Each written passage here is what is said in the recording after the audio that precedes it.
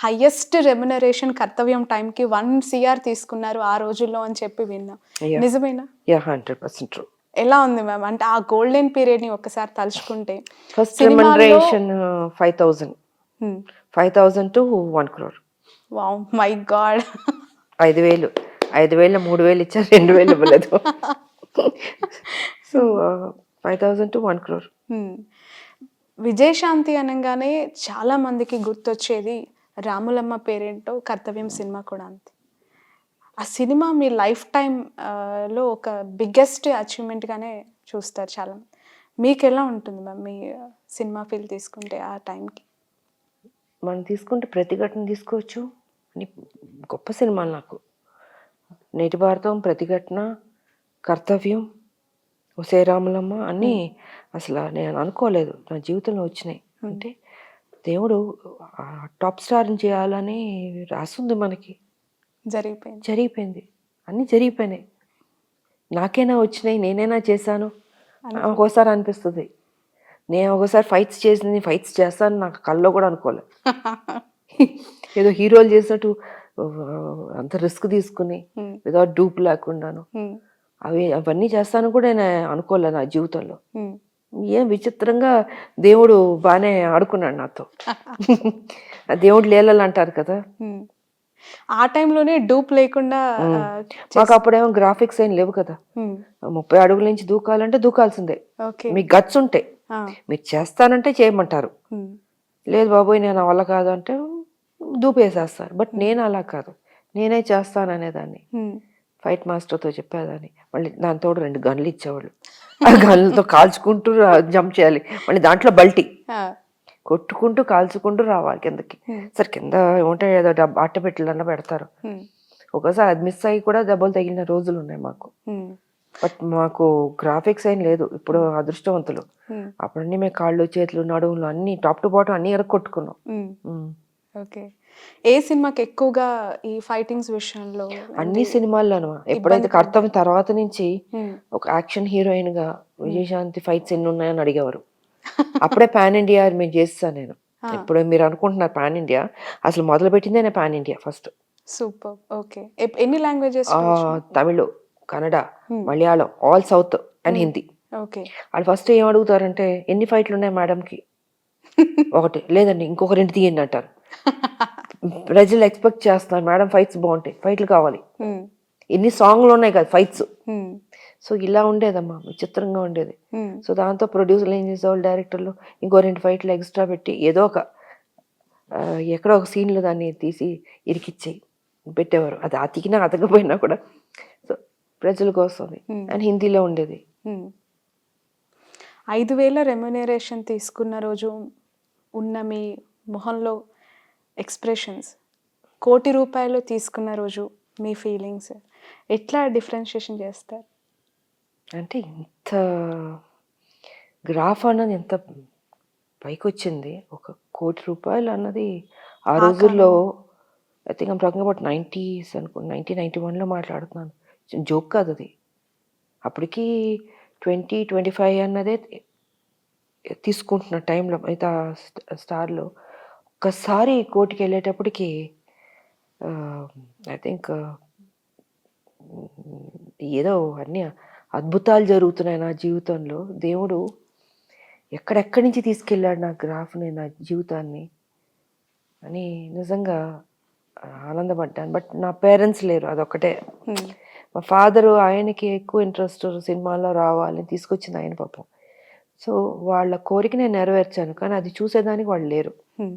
ఉండుంటే ఆనందించేవారు. ఎంత ఏజ్‌లో నాకు దూరమయ్యారు? 15లో ఫాదరు, జస్ట్ 1 ఇయర్ గ్యాప్‌లో మదరు. ఇద్దరు. ఇద్దరూ యంగ్ ఏజ్‌లోనే ఇప్పుడే పైకొస్తున్నాను హ్మ్. చనిపోయారు. మీకు సిబ్లింగ్స్? నా లైఫ్‌లో అన్నీ నేనే చేసుకుంటూ, జీవితంలో నాకు నేనే పాఠాలు నేర్చుకుంటూ, హ్మ్. నేనే మదరు, ఫాదరు, గురువు అన్నీ నేనే హ్మ్. అన్నిటికి. హ్మ్. నాకెవరు లేరు, చెప్పేవాళ్ళు లేరు. హ్మ్. అంటే ప్రకృతి ఒక్కసారి మనుషుల్ని మోల్డ్ చేస్తది. అవును. దేవుడు మనకు కనపడడు. బట్ మనతో పక్కనే ఉంటాడు. ఉంటాడు. మనల్ని నడిపిస్తాడమ్మా. హ్మ్. అది ప్రత్యక్షంగా నా లైఫ్‌లో జరిగింది. ఓకే. సో, నేను నమ్మిన దేవుడు నన్నెప్పుడు మోసం చేయలేదు. హ్మ్. ఒక్కదాన్నే ఉన్నాను. లైఫ్లో నడిపించాడు, మంచి భర్తనిచ్చాడు, అండ్ సినిమాల్లో టాప్కి తీసుకొచ్చాడు, రాజకీయంలోకి తీసుకొచ్చాడు, 25 ఏళ్ళు కూడా నన్ను నడిపించాడు, సక్సెస్ మహిళగా నన్ను చూపించాడు ప్రజలకి. సో నెక్స్ట్ ఏం చేస్తాడో అది కూడా దేవుడే, మన చేతుల్లో ఏం లేదు, నిమిత్త మాత్రమా. నెక్స్ట్ మినిట్ ఏం జరుగుతుందో కూడా తెలియదు. సో మన పని మనం చేసుకుంటూ వెళ్తుంటే లైఫ్లో ఒకటి నేను చెప్తాను, ఎంత సంపాదించినా ఏది తీసుకెళ్ళరు, ఒక మంచితనమే మీరు తీసుకెళ్తారు. మీకు కూడా మీరు బతికిన బతుక్కి, మీరు పుట్టిన దానికి ఒక అర్థం అన్నది ఉండాలి. మనం మంచి చేసామా, ప్రజలకి 10 మందికి ఉపయోగపడ్డామా అన్నది మీరు మెయిన్ మైండ్లో పెట్టుకోవాలి. నేను ఇన్ని కోట్లు సంపాదించాలంటే కోట్లు ఏమీ రాదు, మీతో ఎంతమందికి మీరు ఉపయోగపడ్డారు, ఎంతమందిని మీరు ఆదుకోగలిగారు, ఇదే మీకు బ్యాంక్ బ్యాలెన్స్. కరోనా వచ్చింది, డబ్బున్న వాళ్ళు ఎంతోమంది చనిపోయారు, ఆఖరికి వాళ్ళ శవాన్ని టచ్ చేయడానికి కూడా లేకుండా పోయింది. ఆ డబ్బు కాపాడిందా? కాదు, కాపాడలే. అందుకే ఏది మీరు బతికినంత వరకు మంచి చేయండి, 10 మందికి ఉపయోగపడండి, మీకు తోచింది చేయండి, మీకు తోచిన హెల్ప్ చేయండి. అదే మీకు శ్రీరామ రక్ష నేను చెప్పదలుచుకుంది. రైట్. మీ అసలు పేరు శాంతి, మీ పిన్ని గారి నుంచి అంటే మీకు వస్తున్న సక్సెస్ అండ్ తన పేరు కూడా విజయలక్ష్మి అయితే విజయ లలిత. ఓకే, ఏంటి ఆ స్టోరీ ఏంటి మ్యామ్? యాక్చువల్గా నా పేరు శాంతి, ఒరిజినల్ పేరు. పుట్టుకతో మా అమ్మ ఆవిడ పెట్టిన పేరు. సో సినిమాకి వచ్చేటప్పుడు ఫస్ట్ పిక్చర్కి ఆ వి అన్నది మా ఫ్యామిలీలో స్టార్ట్ అవుతుంది, వరలక్ష్మి, విజయ లలిత. సో మా మదర్ ఏమనుకున్నారంటే విజయ్ అని కూడా యాడ్ చేద్దామని మా మదర్ ఆవిడ యాడ్ చేసింది విజయశాంత్ అని. తర్వాత తెలిసి వచ్చింది అది నార్త్ వాళ్ళకి ఒక దేవుడు అంట ఆ పేరు, ఆయన నాకు తెలీదు. సో ఆ పేరు పెట్టడం జరిగింది, బాగా కలిసి వచ్చింది. I'm happy. విజయశాంతి అనేది మీ సక్సెస్ కి సీక్రెట్ అని కూడా అనుకోవచ్చు. విజయం ఉంది కదా, అంటే ఫస్ట్ పిక్చర్ నుంచి కూడా విజయశాంతి అనే ఫస్ట్ పిక్చర్ ఎంటర్ అవ్వక ముందే మా మదర్ పెట్టింది విజయశాంతి. ఓకే, శాంతికి విజయ నాకు యాడ్ చేసింది. విచిత్రంగా ఉంటుంది పేరు, అదొక పేరు ఇదొక పేరు రెండు కల్పిస్తుంది మా మదర్. రైట్. వరంగల్లో పుట్టి మద్రాస్ కి వెళ్ళి అక్కడ కొంతకాలం లైఫ్ అంతా జర్నీ చేసి ఆ సినిమాల్లో అనేక లాంగ్వేజెస్లో మీరు పడిన ఇబ్బందులు మామూలువి కాదు. ఏం చెప్తారు? ఏముంది, నిజాం పరిపాలన, నిజాం అరాచకం, రజాకారుల దగ్గర నుంచి పెద్ద ఫ్యామిలీ మాది. సో ఆస్తి మొత్తం వదిలి వెళ్ళిపోయాం. సో మళ్ళీ మా 0 పాయింట్ నుంచి స్టార్ట్ చేయాల్సి వచ్చింది. అప్పుడు ఇండస్ట్రీ అంతా చెన్నై కదమ్మా. సో చెన్నై వెళ్ళి బతకాలి కదా, ఇంత పెద్ద ఫ్యామిలీ, సిస్టర్స్ బ్రదర్స్ 36 మంది ఉంటారు మా ఫ్యామిలీలో. చాలా పెద్ద ఫ్యామిలీ, జాయింట్ ఫ్యామిలీ. సో మరి అలా ఉన్నప్పుడు తాతగారు అప్పుడు తీసుకెళ్ళిపోయి ఇక్కడ ఆస్తంతా అలా వదిలేస్తారు. మా తాతగారు కొన్ని వేల ఎకరాలు ఉన్నాయి మాకు, అన్ని ఇళ్ళు. ఎక్కడ మేడం? వరంగల్ ఏటు నగరం, రామనగూడెం. ఓహో, అక్కడ ఛత్తీస్గఢ్ బార్డర్ దాటితే ఛత్తీస్గఢ్. మంచి పరిచయాలు ఉండుంటాయి మీ ఫ్యామిలీ అన్నలతో. ఉంటారు, అందరూ ఉంటారు. మా మదర్ ఫ్రెండ్స్ అందరూ చాలా మంది. లాస్ట్ టైం నేను తల్లి తెలంగాణ అప్పుడు వెళ్ళి మా ఊర్లో అందరికి బట్టలు పెట్టి మళ్ళీ చూసి, బట్ తర్వాత కుదరలేదు, ఈ ఉద్యమాలు వల్ల అసలు కుదరలేదు. నా తల్లి తెలంగాణ పార్టీ అప్పుడు బాగా వెళ్ళాను నేను. దాని తర్వాత ఇక్కడ ఈ గోళ సరిపోయింది మాకు. సో మద్రాస్ కి మొత్తం వెళ్ళి అక్కడ స్థిరపడి, సో మళ్ళీ 0 పాయింట్ నుంచి మొదలుపెట్టి అందరం ఇంకా మా ఫ్యామిలీ పిన్ని వాళ్ళు సినిమాల్లోకి ఆవిడ రావడం, దాని తర్వాత ఎప్పుడో నేను పుట్టడం, మళ్ళీ అక్కడి నుంచి నా సినిమాల్లో నేను హీరోయిన్ అవ్వడం, అలా అలా అలా ట్రావెలింగ్ జరిగి వెళ్ళింది లైఫ్. ఓకే మేడం, ఎక్కువగా సినిమాలు చేశారు అండ్ అనేక లాంగ్వేజెస్తో మీకు టచ్ ఉంది. టాలీవుడ్, కాలీవుడ్ ఇట్లా చూస్తున్నప్పుడు వ్యత్యాసం ఎట్లా కనిపిస్తూ ఉంటుంది? అంటే మన cinema respect towards women hero లేదు, అన్ని చోట్ల రెస్పెక్ట్ ఉందమ్మా. అది నార్త్ సినిమాలు చేసిన, హిందీ సినిమాలు చేసినప్పుడు కూడా రెస్పెక్ట్ అనేది భాగిస్తారు మహిళలకి. అండ్ అన్నీ దీంట్లో ఉంటుంది, ఎక్కడ కొంచెం కొంచెం అక్కడక్కడ కొంత పోజులు కొడతారు కానీ, బట్ ఓవరాల్గా బాగానే ఉంటుంది.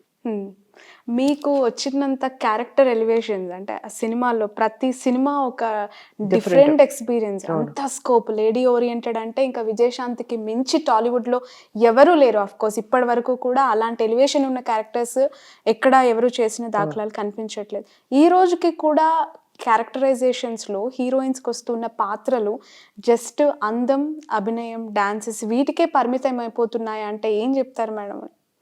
ట్రెండ్ మారింది. ఇప్పుడు ట్రెండ్ మారింది. ఎందుకో పాపం వాళ్ళకి అది రావట్లే. అప్పుడు డైరెక్టర్లు అంటే హీరోయిన్ ఓరియంటెడ్ ఫిల్మ్స్‌కి బాగా స్కోప్ ఇచ్చేవారు. అంత మంచి సబ్జెక్ట్‌లు, క్యారెక్టర్‌లు ఉండేది. బట్ దాంట్లో కూడా నాకెక్కువ కుదిరింది. ఐ థింక్ ఐ యామ్ చాలా లక్కీ అనుకుంటా నేను. దాని తర్వాత డైరెక్టర్లు అంతా ప్యాటర్న్ మారింది. సబ్జెక్ట్‌లు స్టైల్ మారింది. రేర్ అనుకుంటా ఎక్కడన్నా అలా రావడం హీరోయిన్ ఓరియంటెడ్ మూవీస్ అనుకుంటున్నాను. బట్ ఎందుకో వాటి మీద తక్కువ ఉంది ఇప్పుడు ప్రయారిటీ. మరి ఎందుకో ఎలా చూస్తూ ఉన్నారు పాన్ ఇండియా లెవెల్ ఆస్కార్ బరిలోకి మన సినిమాలు, మన పాటలు, మన గ్రామీణ వాతావరణం వెళ్ళటం, తెలుగు నేటివిటీని అంతెత్తులో మనం చూస్తూ ఉన్నాము. మీ నిజంగా ఫీలింగ్ గొప్ప విషయం. ప్రపంచం అంతా చూస్తుందంటే ఆ స్థాయికి తెలుగు సినిమాలు వెళ్ళడం అనేది చాలా గొప్ప విషయం. సో నిజంగా ఆనందపడాలి ఆ స్థాయికి అన్నది. ఇప్పుడు ఎక్స్పెక్ట్ చేయలే. ఆ స్థాయికి వెళ్ళిందంటే మన వాళ్ళు గట్టివాళ్ళే బాగానే అదృష్టవంతులు. Right madam. 43 years film journey, 25 years of political కెరియర్లో మీ రోల్ మోడల్, మీ ఫేవరెట్ పర్సన్స్ ఎవరు అంటే విజయశాంతి గారికి ఆన్సర్ ఏంటి? అటు సినిమా, ఇటు పాలిటిక్స్. సినిమా అంటే అప్పుడు రామారావు గారు హీరోగా, సావిత్రి గారు అన్ని మంచి మంచి సినిమాలు ఉన్నాయి వాళ్ళకి. సో బాగా నచ్చేది నాకు. అంటే అందరూ హీరోలకు ఒక్కొక్క టాలెంట్ ఉంటుందమ్మా. ఒకళ్ళు తక్కువ, ఒకళ్ళు ఎక్కువ. నాగేశ్వరరావు గారికి ఉండొచ్చు ఒక టాలెంట్, రామారావు గారికి, ఎస్వి రంగారావు గారికి. ఫేవరెట్ అప్పుడు సినిమాలన్నీ నాకు బాగా ఇష్టం. నాకు సావిత్రి గారు అంటే ఇష్టం, నాకు రామారావు గారు అంటే ఇష్టం, ఎస్వి రంగారావు గారు ఇష్టం. అండ్ ఆల్మోస్ట్ అందరు హీరోయిన్ నాకు ఒక్కొక్కరు ఒక్కొక్క స్టైల్ కదా, బాగుంటుంది. ఓకే. ఇప్పుడున్న హీరోస్లో ఇప్పుడు ఈ రోజులో అందరూ బాగానే చేస్తున్నారు. బాబు, మహేష్ బాబు బాగుంటుంది. అండ్ బన్నీ, చరణ్ అందరూ ఎవరి కాళ్ళు బాగా కాదు, అందరూ బాగా చేస్తున్నారు. అంటే నిజంగా ఒక్కొక్కరికి ఒక స్టైల్ ఉంది కదా. సో అందరూ బాగా చేస్తున్నప్పుడు మనం ఎవరిని తక్కువ చేయలేం కదా. అందరివి నాకు నచ్చుతాయి. మూవీస్ చూస్తూ ఉంటారేమో? ఎప్పుడు నా రేరు ఎక్కడ అసలు ఏదో చూద్దాం అనుకున్నప్పటికీ సడన్ ప్రోగ్రామ్ వాళ్ళు రావడం వీళ్ళు రావడం ఉంటుంది. గ్యాప్ దొరికినప్పుడు చిరంజీవి గారిది అండ్ రీసెంట్ గా బాలకృష్ణ గారివి 2 కొత్త సినిమాలు వచ్చాయి.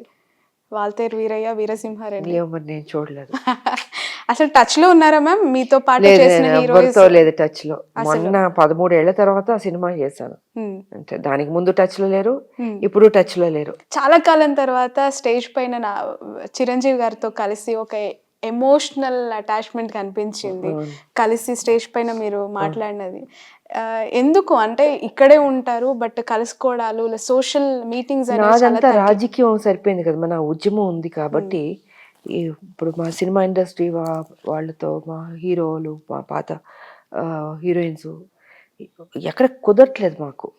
నేను సినిమాలు చేస్తుంటే అది డిఫరెంట్. ఉద్యమం అన్న తర్వాత వచ్చిన తర్వాత సీరియస్నెస్ ఉంటుంది కాబట్టి కలుసుకోవడానికి లేదు, మాట్లాడడానికి లేదు. ఆ టచ్ అయిపోయింది నాకు. మొన్న సినిమాతో నేను అదే 20 years చూసాను నేను. సరే అనుకోకుండా రాజకీయాల్లో కొన్ని ఉంటాయి, ఘర్షణలు ఉంటాయి. సో ఘర్షణలు ఉన్నప్పుడు అది డిఫరెంట్గా వెళ్తుంది. ఆ రోజు నేను చెప్పడం జరిగింది అది. రైట్. పొలిటికల్ గా favourite person? Last question. Political గా అంటే నాకు జయలలిత గారు ఇష్టం. ఓ మై గాడ్, టఫ్, చాలా టఫ్. ఆవిడ సినిమా నుంచి వచ్చింది, నాకు ఇష్టం ఆవిడ.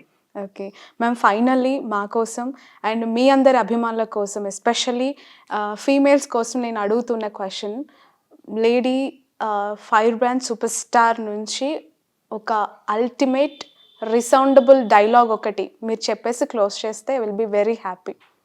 రీసౌండ్ వచ్చే డైలాగ్?